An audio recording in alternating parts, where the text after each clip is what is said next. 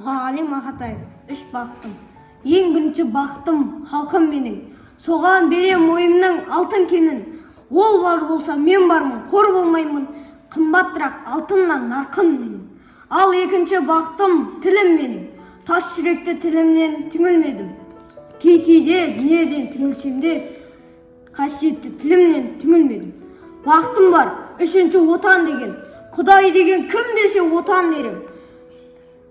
Оты сөнген жан, жалғанда жан барсың ба? Ойланбай-ақ кел дағы от ал менен. Түтін түтет, өз өрбі көгере бер. Немерелер көбейсін, шөберелер.